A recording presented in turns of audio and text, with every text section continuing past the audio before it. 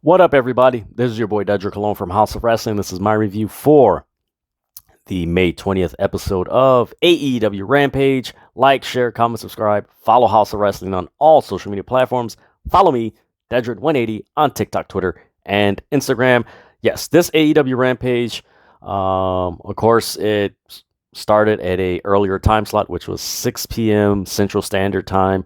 I believe the next few Rampages are going to have that issue because of the NHL playoffs, which for some reason started later than the NBA playoffs, which is really weird because usually they start around the same time. Usually, actually, I believe the NHL playoffs started maybe a week before. So it's really weird to see the playoff, just really weird. So, but man, this AEW Rampage, after watching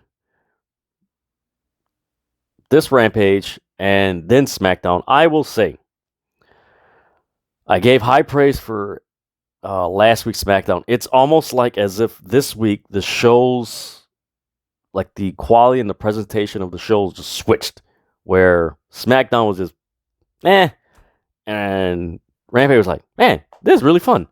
But man, I really enjoyed this Rampage. It was fun. There's a few things they could tweak up on, but other than that, man, this was fun, man. It started off with the House of Black versus Fuego del Sol, number 10, and Evil Uno from the Dark Order.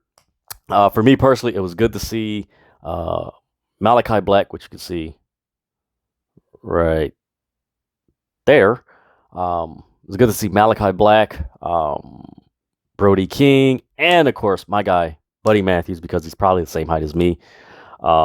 This was a really cool match. It started off a little bit like, I don't want to say clunky, but just like kind of awkward, where it's like, okay, we know you guys have kind of wrestled before, and it was just like they were trying to get into a rhythm. And then I would say once, man, I'm going to say when Uno gave Malachi Black the middle finger, that's when it picked up. It was like, that's when everything I was like, okay. And it was almost like it took them a while to get into a groove. And then once they got into that groove, it was just, all right, man, this is fun.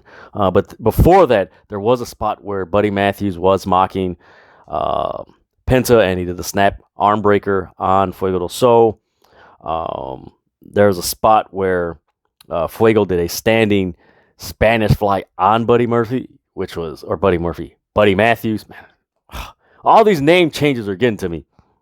But then there was a terrific lariat by number 10, on was it Malachi Black, which was, man, that looks so sweet, man. And Malachi Black sold that lariat.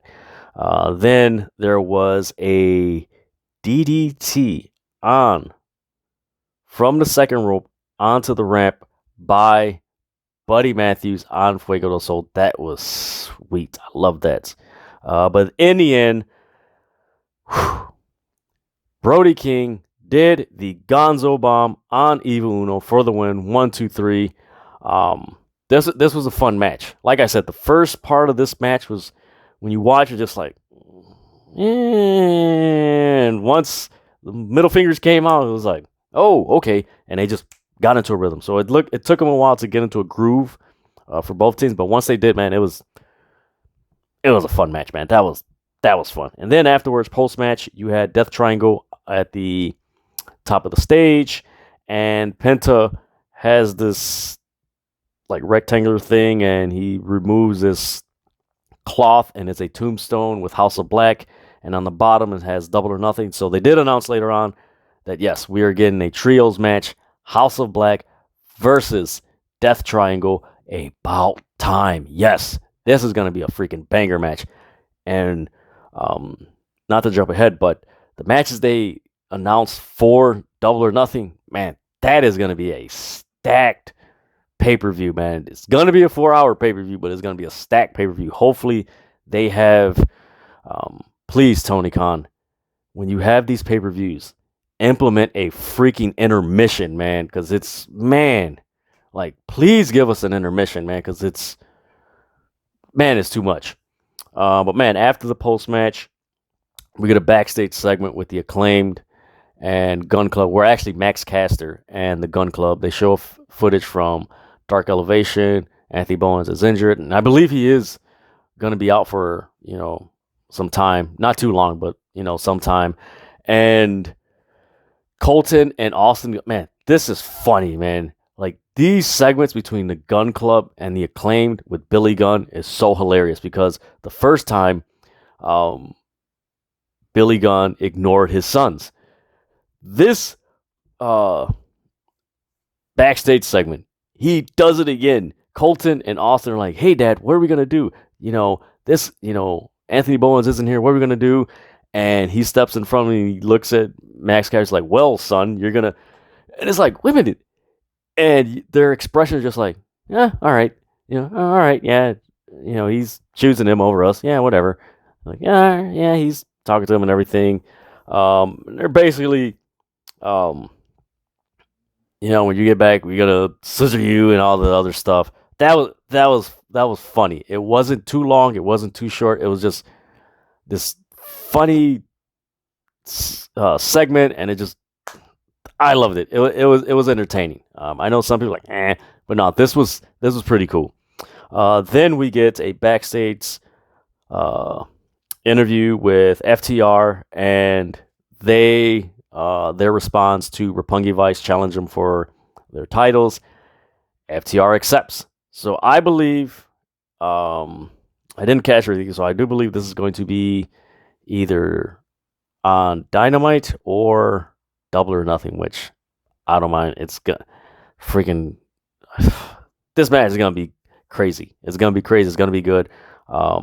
Man, big ups to Dax Hardwood. Man, this guy is cutting some amazing promos in the last few months. Like, his promos are one of the most authentic promos, not only in AEW, but in pro wrestling in general. Because it doesn't sound like he's reading a script, nor does it sound like he's trying to sound like a wrestler.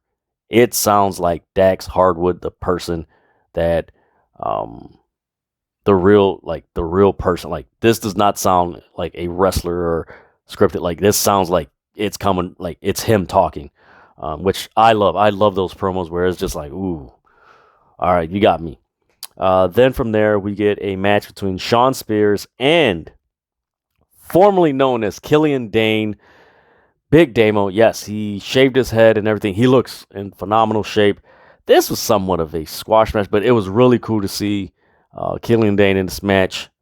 He did get some really cool spots in. Check it out. But there was a point where Killian Dane, he did do a running splash on Shawn Spears, and Shawn Spears, he sold it. But eventually, Shawn Spears did his C4 finisher and pinned him 1, 2, 3. Post-match, Shawn Spears, he's talking about Wardlow because, of course, they're going to have their cage match I believe it's next Wednesday on Dynamite. And he's like, I'm going to beat you. I'm the Giant Killer.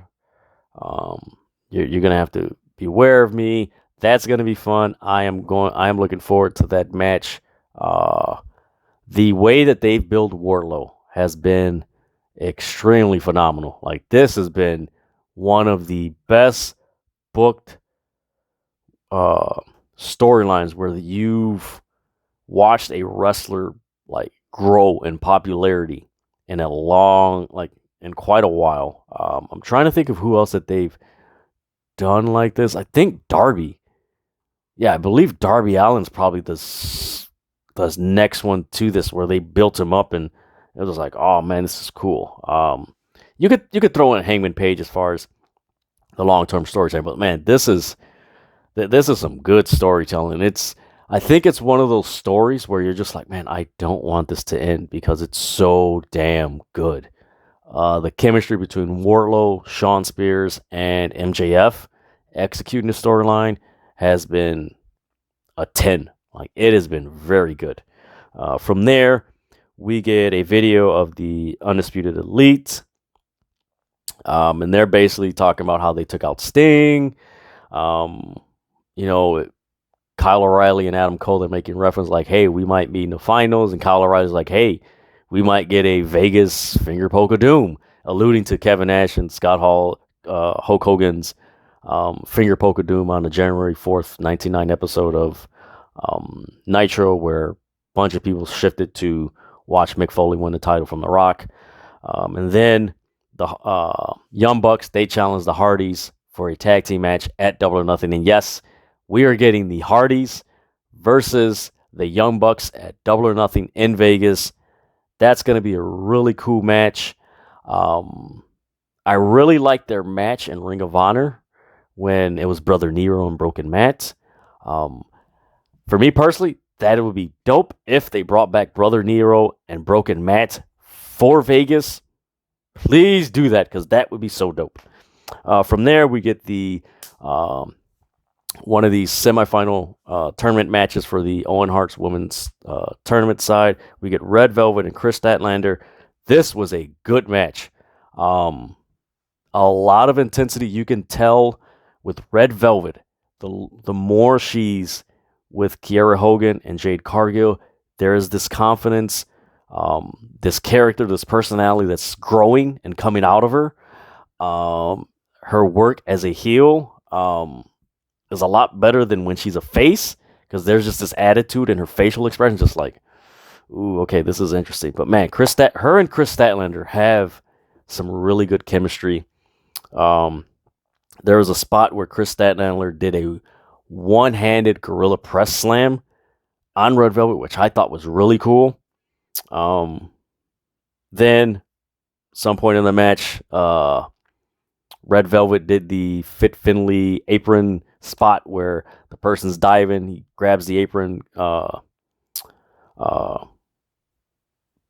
apron garment, open cover, whatever it is called, and they slide in there and he starts beating them where they pretty much can't get out because the apron's covering them and stuff like that. Then you had a really interesting power slam on the apron by Chris Statlander on Red Velvet. Then there was a point where Chris Statlander, Red Velvet was working on Chris Statlander's knee by the ring post, and Kiera Hogan got involved and attacked her knee, went back. Then there was another point where Chris Statlander, she reversed the spinning Hurricane Rana that Red Velvet does. She caught her and turned it into the Blue Thunder Bomb. Somehow, Red Velvet escaped out of that. And then there was a point where Red Velvet was trying to pin her, rolled up, 1, 2, 3. Chris Statlander wins. Then, of course, oh boy.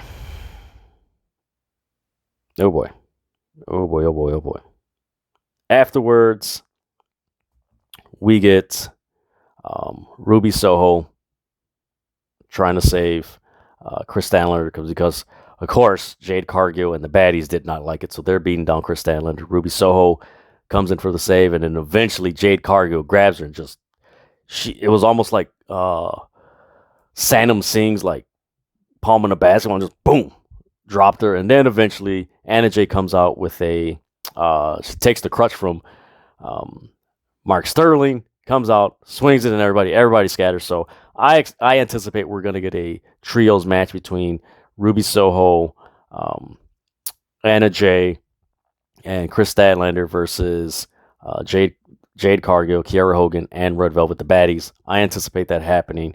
But they did announce that at Double or Nothing, you will have the finals for the Owen Hart's tournament, women's tournament, and you have the finals for the men's side of the tournament. So that's going to be pretty cool. There's a lot of stakes for Double or Nothing, which is really cool because they're all, most of it's either title matches or, in the case of the Hardys and Young Bucks, like, you know, who's really the, if you want to call it, icon of, you know, errors or something like that. But it's a lot of stakes, man. I like that. From there, we get a video of Hook and Danhausen and Tony Nese and Mark Sterling. All I got to say, watch this. this was freaking hilarious. Danhausen eating chips while Hook is working out. Hook doing curls with like 5-pound dumbbells and everything, and he's like, it's so goofy, funny. Check this out. It's entertaining, but it was a cool video to put in Rampage just to show people, hey, this was going on, and then just match is going to happen. Which it is going to happen at Double or Nothing. It's going to be Hook and Danhausen versus Mark Sterling and Tony Nese. Tony Nese is banged up with crutches and neck braces and all this other stuff, so he's jacked up. Then we get a promo from Ethan Page, Scorpio Sky, and Dan Lambert, Men of the Year.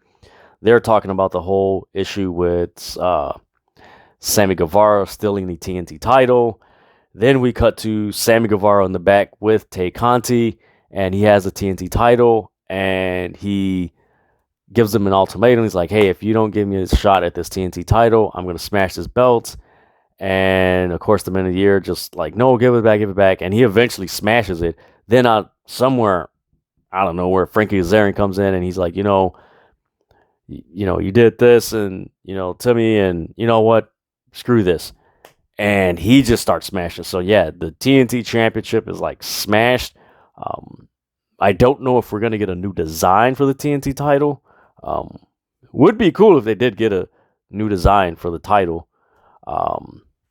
But yeah, it was an okay segment. They really do need to this whole feud with Scorpio Sky and Sammy Guevara. It hasn't devalued the TNT Championship, but the interest and the intrigue and the momentum that the TNT title had before this, like, it has gone down. With the right person, it could get hot right back again. Me personally, I want to see Miro back as TNT champion, because when he had the title, like, it was like, oh man, that was such beauty, man. But then again, it might happen. I hope Scorpio Sky defeats Sammy Guevara, because I do not want him. Me personally, Sammy Guevara as TNT champion, it really doesn't do it for me. It's just not. It's not entertaining to me. Like, it doesn't, like, oh man, he's cool. It just doesn't click with me. From there, we get a backstage segment with Britt Baker and Tony Storm. Britt Baker's just throwing verbal jabs at Tony Storm, like, yeah, can you handle the pressure, or are you going to walk out, or something like that? And then Tony Storm is like, hey, I'm going to rearrange your teeth, and then I'll become your DMD. So they are going to be fighting next week in the TNT, not TNT, the Owen Hart women's side of the bracket. The winner goes to the finals. That's going to be a really good match. I hope AEW starts off the freaking Dynamite with that. I don't know if you guys are following me on Twitter, Dedrian180. But I did do some research as far as like Dynamites and women's matches and everything. And there has never been a women's match that opened Dynamite. The only match that had a woman involved was the Cody Red Velvet versus Jade and Shaquille O'Neal match. Other than that, there has never been a women's match to open Dynamite. So hopefully that changes.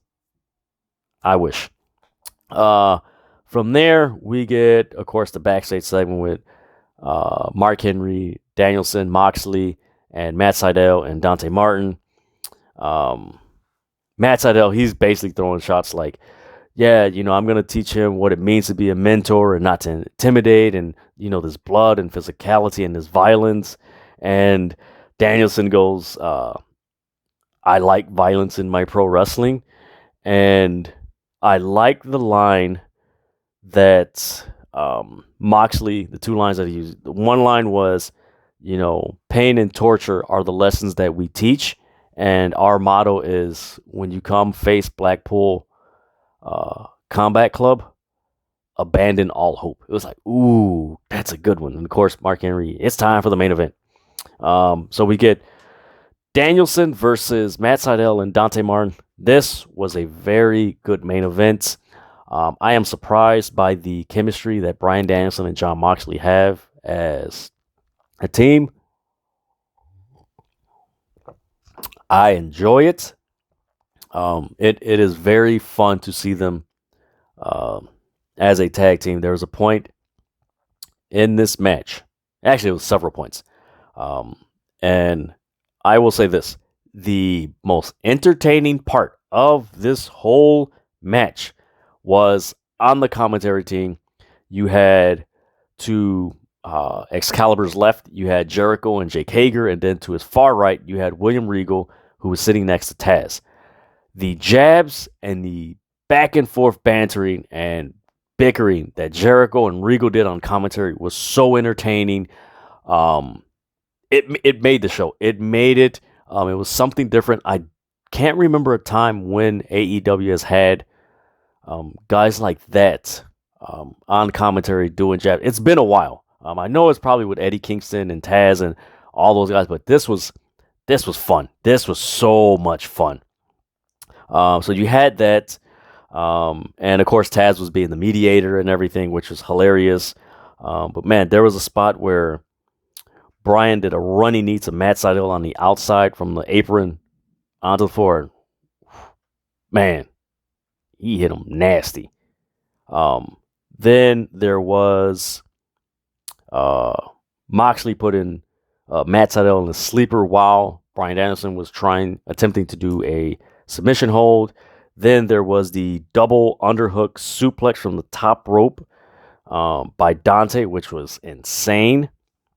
Then you had the stereo roundhouse kicks by Matt Sydal and Dante Martin on Moxley, which was like, whoa, they kicked them. They landed it really good. Then there was, of course, the flip and double knees on Moxley by Matt Sydal, which was on Moxley on Bryan Danielson. Then, of course, you had the Poison Rana that was turned into a sleeper. You had a pile driver and a kick out from Moxley on Dante Martin. Then you had the triangle sleeper that Daniel Bryan had on Matt Sydal, kicked out of it. Then you eventually had the paradigm shift Moxley had on Dante Martin. Then I believe, actually, no, that was the end of the match. Yeah, forgive me, guys. It was a lot of counter. Towards the end, it was a lot of reversals, but yeah, there was a paradigm shift. Moxley did on Dante Martin, 1, 2, 3. He wins. They're celebrating. Then you have the Jericho Appreciation Society. They come out and they start fighting them. And then you have Eddie Kingston, Santana and Ortiz. They come out and they start fighting. So you have this big melee. And I love the line by Excalibur, which is a classic WCW NWA line. The tape machines are rolling. Well, we gotta go. And that's how Rampage finished. Like I said, man, this was a really good show. I enjoyed it. I know certain parts of the match. It's thundering out there. There were certain parts of the House of Black match early on that it was kind of slow, but for the most part, this was a fun show. It was good to see Killian Dane. The Red Velvet Chris Statlander match, which was a very good match. You had the segment with the Acclaimed or Max Caster with Billy Gunn, which was hilarious. The Hook Danhausen match or promo was pretty funny. The Britt Baker Tony Storm was funny. Man, this was a good show. This was a quality show, and I did miss one thing. Jade Cargill, she called out Anna Jay for Double or Nothing, so we're going to get Anna Jay and Jade Cargill at Double or Nothing. That's going to be interesting for the TBS Championship. Man, this was a fun show. This 1 hour of Rampage was actually better than the last hour of Dynamite on Wednesday. This was a good 1 hour. With AEW, man, there's a lot of things going on. I hope Tony Khan isn't overexerting himself and spreading himself too thin, where the creativity is kind of like not watered down, but just not fully maximized. But man, this was a fun Rampage. I recommend you guys watch it. Again, it's a 1 hour show. It goes through quickly. It's cool. It's fun. Man, I'm really looking forward to this whole Blackpool Combat Club, Jericho Appreciation Society. What's interesting is that on Wednesday, of course, they tape Rampage after Dynamite. Wow, it's thundering. Okay. They do tape it after Dynamite, and there was a video circulating that Bryan Danielson got his leg caught in the apron. AEW released their own video of it. So a lot of people are like, is it a work? Oh, is it real? Is it this? Is that? So that's what happened. Moxley, it was reported that he was okay. But man, this was a really good show. I will touch on this. And this is something that I'm working on as far as how AEW can improve the women's division. I like the Red Velvet Chris Statler match. I wish AEW, again, this is the third match. I wish they would put the women on earlier and just have more balance. You can do 2 matches. Like Chris Statler and the Red Velvet, like we need more women's matches because you have the talent. And of course, with everything going on in the E with 2 of their superstars, it's being reported that their contracts are coming up soon. You might want to start improving how you're booking the women's roster because you might have 1, maybe 2 additions. So just saying. But man, this was a fun Rampage show. Check it out. The main event was good. The House of Black, Fuego del Sol, number 10, Evil Uno match was really good. Man, this was a fun show. A complete 180 to that last hour of Dynamite on Wednesday. But man, this was a really good show. AEW, come on, man, be more consistent, man. We want to have a good Dynamite and the good Rampage, not a good 1 hour and 10 minutes of Dynamite and a good Rampage. Like, you guys got the talent, just maximize it, and look forward to Double or Nothing and everything. And of course, the matches still haven't been announced for Forbidden Door, so that's another thing that we're eventually going to get answers on after Double or Nothing. But this is my review for the May 20th episode of AEW Rampage. Like, share, comment, subscribe. Follow House of Wrestling on all social media platforms. Follow me, Dedrian180, on TikTok, Twitter, and Instagram. And like I always say, stop fighting over wrestling. Enjoy it. There's a lot of wrestling going on. And of course, with everything going on in WB in the last week, you got like 8 other options. And look, you got MLW Impact. I don't think there's anything major tomorrow. I know you have New Japan Pro Wrestling. I think maybe NWA pay-per-view or something like that. I got to check my schedule. Forgive me, guys. But let me know what you guys thought of AEW Rampage and all the other television shows I've reviewed this week. Let me know, comment below, and I'll try to get back to you guys soon. All right. With that,